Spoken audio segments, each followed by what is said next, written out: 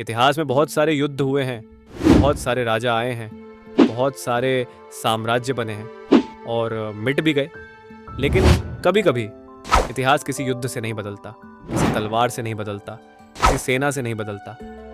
कभी कभी इतिहास बदलता है एक इंसल्ट से।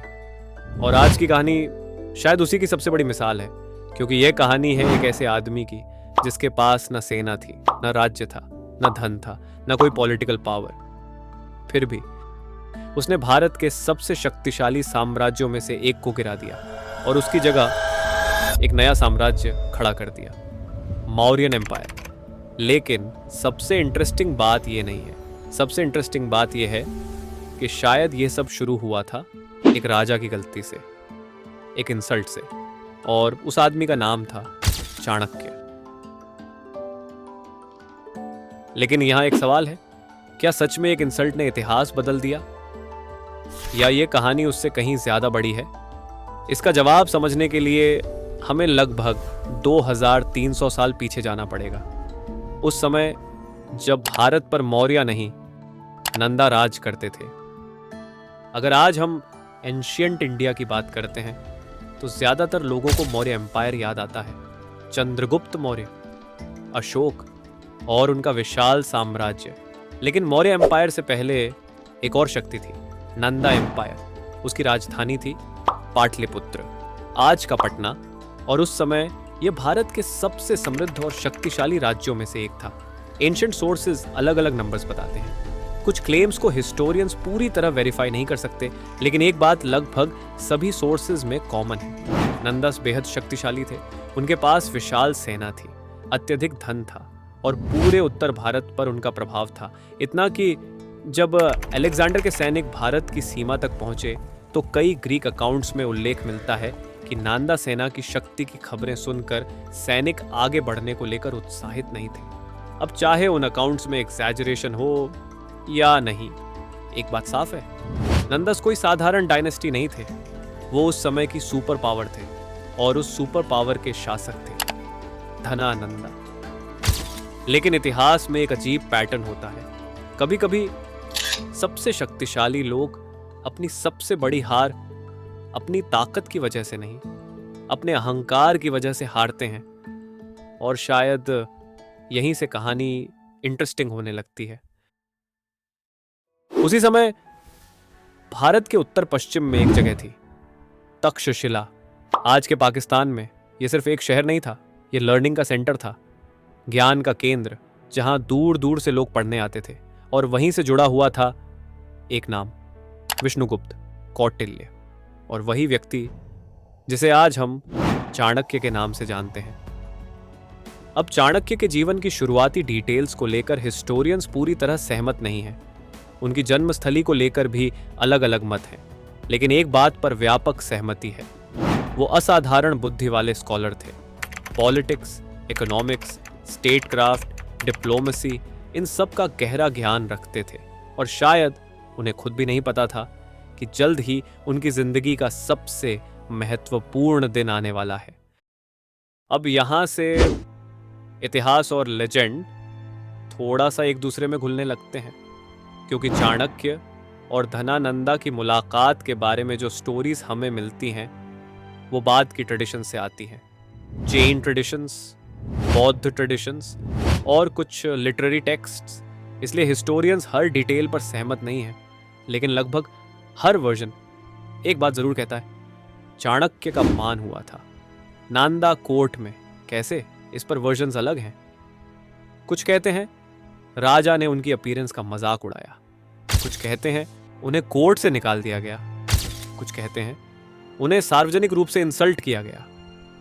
हम निश्चित रूप से नहीं जानते कि एग्जैक्ट वर्ड्स क्या थे, लेकिन शायद एग्जैक्ट वर्ड्स महत्वपूर्ण भी नहीं है, महत्वपूर्ण है उसका परिणाम। क्योंकि उस दिन एक स्कॉलर कोर्ट से बाहर निकला और उसके साथ कुछ और भी बाहर निकला, क्रोध, अपमान और एक संकल्प, एक ऐसा संकल्प जो आने वाले वर्षों में पूरे भारतीय इतिहास को प्रभावित करेगा। कहानी के अनुसार चाणक्य ने अपनी शिखा खोल दी और वाव लिया कि जब तक नंदा डायनेस्टी समाप्त नहीं होगी वो इसे दोबारा नहीं बांधेंगे। अब यह घटना हिस्टोरिकली प्रूव नहीं की जा सकती, लेकिन यह कहानी सदियों से जीवित है और शायद इसकी वजह इसका सिंबोलिज्म है। क्योंकि असली सवाल शिखा का नहीं है, असली सवाल है उस डिसीजन का, उस मोमेंट का, जब किसी इंसान के सामने दो रास्ते होते हैं। पहला, अपमान भूल जाओ, आगे बढ़ जाओ। दूसरा, उस अपमान को अपना मिशन बना लो। चाणक्य ने दूसरा रास्ता चुना, लेकिन यहां एक प्रॉब्लम थी, बहुत बड़ी प्रॉब्लम। उनके पास कोई सेना नहीं थी, कोई किंगडम नहीं था, कोई रिसोर्सेस नहीं थे, और सामने था भारत का सबसे शक्तिशाली साम्राज्य। तो सवाल यह है, अगर चाणक्य सच में नंदस को हराना चाहते थे तो वो करेंगे कैसे? यहीं से इस कहानी का सबसे महत्वपूर्ण कैरेक्टर एंटर करता है। एक लड़का जिसे उस समय कोई नहीं जानता था, लेकिन कुछ साल बाद वही लड़का इतिहास की दिशा बदल देगा। उसका नाम था चंद्रगुप्त। और शायद चाणक्य की सबसे बड़ी ताकत उनकी इंटेलिजेंस नहीं थी, बल्कि लोगों में पोटेंशियल पहचानने की क्षमता थी। लेकिन चाणक्य को चंद्रगुप्त मिला कैसे, और वो लड़का भारत का सम्राट कैसे बना? यहीं से कहानी और भी इंटरेस्टिंग हो जाती है। अब सवाल था, एक स्कॉलर एक एम्पायर को हराएगा कैसे? क्योंकि आइडियाज अच्छी चीज़ है, स्ट्रैटेजी भी अच्छी चीज़ है, लेकिन सामने अगर लाखों की पॉपुलेशन वाला राज्य हो, विशाल सेना हो, सालों से जमा की हुई वेल्थ हो, तो सिर्फ गुस्से से कुछ नहीं होता। चाणक्य को एक वेपन चाहिए था, लेकिन वो वेपन तलवार नहीं था, एक इंसान था। और यहीं से एंटर होता है चंद्रगुप्त मौर्य। अब चंद्रगुप्त के शुरुआती जीवन को लेकर भी हिस्टोरियंस पूरी तरह सहमत नहीं है। उनकी एग्जैक्ट फैमिली बैकग्राउंड क्या थी, इस पर अलग अलग थ्योरीज हैं, लेकिन एक बात लगभग तय है, वो किसी बड़े साम्राज्य के राजकुमार नहीं थे, कम से कम उस तरह नहीं जैसे बाद के लेजेंड्स उन्हें दिखाते हैं। लेकिन ट्रेडिशंस में एक फैसिनेटिंग कहानी मिलती है। कहा जाता है कि चाणक्य ने चंद्रगुप्त को पहली बार तब देखा जब वो बच्चों के साथ खेल रहा था। लेकिन वो सिर्फ खेल नहीं रहा था, वो नेतृत्व कर रहा था। बाकी बच्चे उसकी बात सुन रहे थे, उसके फैसले मान रहे थे, और चाणक्य ने उसमें कुछ देखा, कुछ ऐसा जो बाकी लोग नहीं देख पाए। पोटेंशियल, लीडरशिप, एक फ्यूचर किंग। अब ये स्टोरी हिस्टोरिकली वेरीफाई नहीं की जा सकती, लेकिन इसमें एक इंटरेस्टिंग आइडिया जरूर छुपा है। महान लीडर्स पैदा होते हैं या बनाए जाते हैं। चाणक्य शायद दोनों पर विश्वास करते थे, क्योंकि उन्होंने चंद्रगुप्त को सिर्फ ढूंढा नहीं, उसे बनाया भी। इसके बाद चाणक्य चंद्रगुप्त को तक्षशिला ले गए और यहीं से शुरू हुई सालों की ट्रेनिंग। लेकिन यह ट्रेनिंग सिर्फ तलवार चलाने की नहीं थी। यही वजह है कि चाणक्य बाकी टीचर्स से अलग थे। वो एक वॉरियर तैयार नहीं कर रहे थे, वो एक रूलर तैयार कर रहे थे। उसे सिखाया गया राजनीति, diplomacy, economics, military strategy, psychology, human behaviour, alliance building, और शायद सबसे इंपॉर्टेंट, पेशेंस। क्योंकि बड़े साम्राज्य एक दिन में नहीं बनते, और बड़े साम्राज्य एक दिन में गिरते भी नहीं।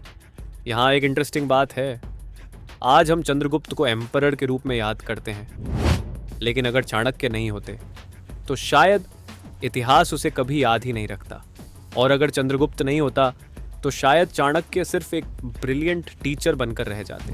उनकी कहानी एक दूसरे से अलग नहीं है, दोनों की सक्सेस एक दूसरे पर निर्भर थी। लेकिन ट्रेनिंग खत्म होने के बाद एक सवाल बाकी था, क्या वे सच में नंदस को हरा सकते थे, या यह सिर्फ एक इम्पॉसिबल ड्रीम थी? और यहीं से आता है इस कहानी का सबसे अंडररेटेड चैप्टर, फेलियर। जब लोग चाणक्य की कहानी सुनाते हैं तो ज्यादातर सीधे विक्ट्री पर पहुंच जाते हैं, लेकिन हिस्ट्री में ऐसा बहुत कम होता है। रियलिटी अक्सर ज्यादा मैसी होती है। ट्रेडिशंस के अनुसार चाणक्य और चंद्रगुप्त ने नंदों को चैलेंज करने की कोशिश की और वो असफल रहे पूरी तरह। उन्हें पीछे हटना पड़ा, रिट्रीट करना पड़ा। अब इमेजिन कीजिए, सालों की प्रिपरेशन, सालों की प्लानिंग, और फिर फेलियर। कई लोगों के लिए यही एंड होता, लेकिन शायद यही चाणक्य बाकी लोगों से अलग थे, क्योंकि उन्होंने फेलियर को डिफीट की तरह नहीं देखा, उन्होंने उसे इंफॉर्मेशन की तरह देखा, और यही माइंडसेट बाद में उनकी सबसे बड़ी स्ट्रेंथ बना। लेकिन फिर एक छोटी सी घटना हुई, इतनी छोटी कि शायद कोई और उसे नोटिस भी ना करता, लेकिन चाणक्य ने किया और उस छोटी सी घटना ने पूरी स्ट्रैटेजी बदल दी। ये कहानी फेमस है और हिस्टोरियंस इसे फैक्चुअल इवेंट की तरह वेरीफाई नहीं कर सकते, लेकिन स्ट्रैटेजी के लेवल पर इसमें एक गहरी बात छुपी हुई है। कहानी के अनुसार चाणक्य एक गांव से गुजर रहे थे। वहां उन्होंने एक माँ को अपने बच्चे को डांटते हुए सुना। बच्चा गरम खिचड़ी बीच से खाने की कोशिश कर रहा था और बार बार अपना हाथ जला रहा था। तब उसकी माँ ने कहा, बीच से मत खाओ, किनारों से शुरू करो, फिर धीरे धीरे बीच तक पहुंचो। बस इतनी सी बात। लेकिन चाणक्य के लिए यह सिर्फ खिचड़ी नहीं थी, यह स्ट्रैटेजी थी, क्योंकि उन्हें अचानक अपनी गलती समझ आ गई। उन्होंने सीधे नंदा एम्पायर के सेंटर को टारगेट किया था। पाटलिपुत्र, सबसे मजबूत हिस्सा, सबसे सुरक्षित हिस्सा, सबसे पावरफुल हिस्सा, और शायद यही उनकी सबसे बड़ी गलती थी। अगर किसी विशाल साम्राज्य को हराना है तो उसके दिल पर हमला मत करो, पहले उसकी बाउंड्रीज को कमजोर करो, उसके अलाइज को अलग करो, उसकी सप्लाई लाइंस को तोड़ो, उसके इन्फ्लुएंस को कम करो, और फिर जब सेंटर अकेला पड़ जाए तब आगे बढ़ो। एक बच्चे की खिचड़ी और एक एम्पायर की स्ट्रेटेजी सुनने में अजीब लगता है, लेकिन हिस्ट्री में कई बार बड़ी इंसाइट्स छोटी जगहों से आती हैं। इसके बाद सब कुछ बदल गया। अब चाणक्य का गोल सिर्फ लड़ना नहीं था, अब उनका गोल था पोजिशनिंग। उन्होंने आउटर रीजन्स पर फोकस करना शुरू किया, सपोर्ट बिल्ड किया, अलायंसेस बनाए, नए टेरिटरीज अपने इन्फ्लुएंस में लिए, धीरे धीरे, सालों तक, पेशेंटली। और यही एक चीज समझना जरूरी है, ज्यादातर लोग पावर को आर्मी में देखते हैं, चाणक्य पावर को सिस्टम्स में देखते थे, क्योंकि उन्हें पता था अगर किसी साम्राज्य की फाउंडेशन हिला दो तो दीवारें अपने आप गिर जाती हैं। लेकिन यहां एक और रहस्य था, एक ऐसा वेपन जो तलवार से भी ज्यादा डेंजरस था, एक ऐसा नेटवर्क जो बैटलफील्ड के बाहर काम करता था, और शायद नंदा एम्पायर को गिराने में उसकी भूमिका सबसे बड़ी थी, जासूस, इंफॉर्मेशन और साइकोलॉजिकल वॉरफेयर। यहीं से चाणक्य की कहानी एक रेबेलियन की कहानी नहीं रहती, ये स्ट्रैटेजी की कहानी बन जाती है। और शायद यही वजह है कि 2300 साल बाद भी लोग उन्हें सिर्फ टीचर नहीं कहते, मास्टर स्ट्रैटेजिस्ट कहते हैं। लेकिन सवाल अभी भी बाकी है, क्या सिर्फ स्ट्रैटेजी से एक एम्पायर गिराया जा सकता है? क्या स्पाइस और इंफॉर्मेशन वाकई सेना से ज्यादा पावरफुल हो सकते हैं? और आखिर धनानंदा हारा कैसे?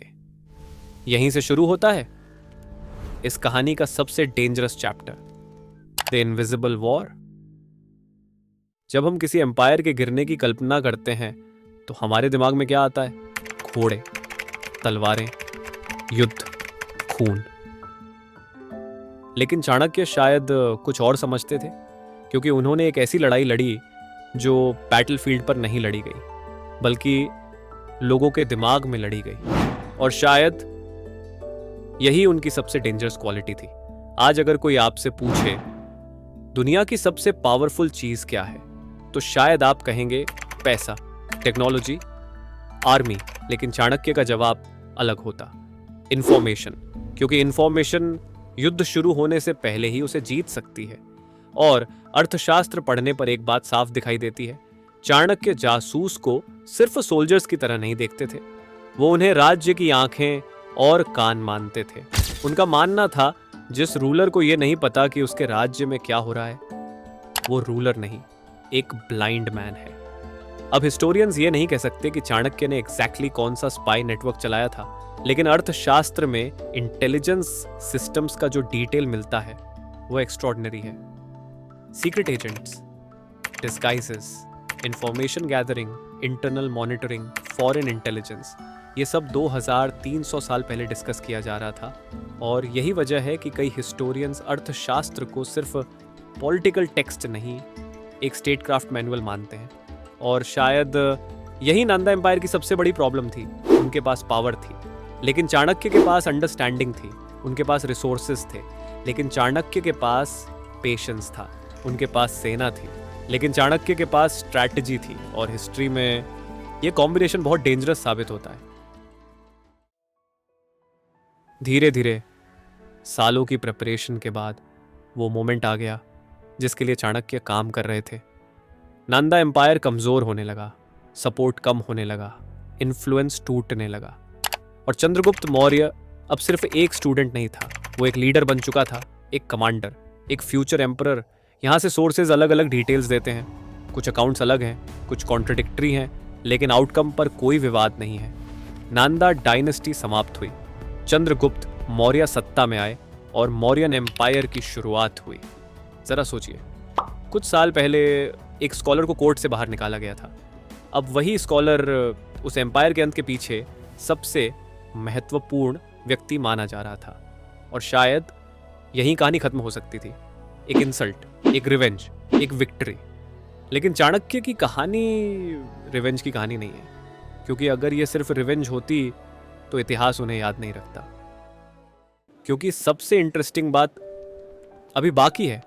जब चंद्रगुप्त एम्परर बने तो चाणक्य खुद राजा नहीं बने, उन्होंने थ्रोन नहीं लिया, उन्होंने क्राउन नहीं पहना, उन्होंने एम्पायर अपने नाम नहीं किया। और यही शायद इस पूरी कहानी का सबसे अनयूजुअल हिस्सा है, क्योंकि हिस्ट्री में ज्यादातर लोग पावर चाहते हैं, चाणक्य पावर को कंट्रोल करना चाहते थे। उनका फोकस थ्रोन पर बैठना नहीं था, उनका फोकस था कौन थ्रोन पर बैठेगा। और ये डिफरेंस बहुत बड़ा है, क्योंकि कभी कभी जो लोग हिस्ट्री बनाते हैं वो सामने दिखाई नहीं देते, वो पर्दे के पीछे होते हैं। अलेक्जेंडर याद किया जाता है, लेकिन अरिस्टोटल को कम लोग याद करते हैं। किंग्स याद किए जाते हैं, लेकिन टीचर्स कम याद किए जाते हैं। और फिर भी कई बार टीचर्स का इम्पैक्ट किंग से भी बड़ा होता है। लेकिन चाणक्य की लेगेसी मौर्यन एम्पायर पर खत्म नहीं होती, क्योंकि उनके नाम से जुड़ा हुआ है अर्थशास्त्र, एक ऐसा टेक्स्ट जिसे कई लोग एंशिएंट इंडिया का सबसे इंपॉर्टेंट पॉलिटिकल डॉक्यूमेंट मानते हैं। और अगर आपने कभी अर्थशास्त्र के बारे में नहीं सुना तो उसका नाम थोड़ा मिसलीडिंग हो सकता है, क्योंकि यह सिर्फ इकोनॉमिक्स की किताब नहीं है। यह बात करती है गवर्नेंस की, टैक्सेशन की, फॉरेन पॉलिसी की, सिक्योरिटी की, लॉ की, एडमिनिस्ट्रेशन की, एस्पियोनाज की और पावर की। असल में अर्थशास्त्र पढ़ते समय कई बार ऐसा लगता है जैसे कोई मॉडर्न पॉलिटिकल स्ट्रैटेजिस्ट बात कर रहा हो, ना कि 2300 साल पुराना स्कॉलर। लेकिन यहाँ एक बात समझना जरूरी है, चाणक्य सेंट नहीं थे। अर्थशास्त्र कोई मॉरल फिलॉसफी बुक नहीं है, ये प्रैक्टिकल बुक है, ब्रूटली प्रैक्टिकल। कई बार इतनी प्रैक्टिकल लाए कि मॉडर्न रीडर्स अनकंफर्टेबल हो जाते हैं, क्योंकि चाणक्य का फोकस हमेशा एक ही चीज पर था, स्टेट सर्वाइवल। उनका सवाल था, एक राज्य सर्वाइव कैसे करे, स्ट्रॉन्ग कैसे बने, कोलैप्स होने से कैसे बचे। और शायद यही वजह है कि आज भी पॉलिटिकल साइंस, हिस्ट्री और स्ट्रैटेजी पढ़ने वाले लोग उन्हें स्टडी करते हैं। लेकिन अब वापस चलते हैं कहानी की शुरुआत पर। एक कोर्ट, एक किंग, एक इंसल्ट। क्या सच में एक इंसल्ट ने इंडियन हिस्ट्री बदल दी? शायद नहीं, कम से कम पूरी तरह नहीं, क्योंकि इतिहास कभी एक इवेंट से नहीं बदलता। इतिहास बदलता है जब कोई व्यक्ति उस इवेंट पर रिएक्शन देता है। धना नांदा ने इंसल्ट किया, ये एक घटना थी, चाणक्य ने उसे मिशन बना लिया, यही इतिहास बदलना शुरू हुआ। और शायद यही इस कहानी की सबसे पावरफुल बात है। हम सबकी जिंदगी में ऐसे मोमेंट्स आते हैं जब कोई हमें अंडर एस्टिमेट करता है, रिजेक्ट करता है, इंसल्ट करता है, हमारी कैपेबिलिटी पर डाउट करता है। ज्यादातर लोग उसी मोमेंट में फंस जाते हैं। चाणक्य नहीं फंसे, उन्होंने अपना पूरा ध्यान रिवेंज पर नहीं, क्रिएशन पर लगाया, क्योंकि आखिर में उन्होंने सिर्फ एक डायनेस्टी को नहीं गिराया, उन्होंने एक एम्पायर बनाया। और यही रीजन है कि 2300 साल बाद हम धनानंदा के बारे में बहुत कम बात करते हैं, लेकिन चाणक्य के बारे में आज भी बात करते हैं। एक राजा था जिसके पास सब कुछ था, एक स्कॉलर था जिसके पास कुछ भी नहीं था, और फिर भी इतिहास ने स्कॉलर को चुना, क्योंकि कभी कभी ताकत इतिहास नहीं बदलती, स्ट्रैटेजी बदलती है। और शायद यही वजह है कि चाणक्य को सिर्फ टीचर नहीं कहा जाता, उन्हें कहा जाता है भारत के इतिहास का सबसे डेंजरस स्ट्रैटेजिस्ट।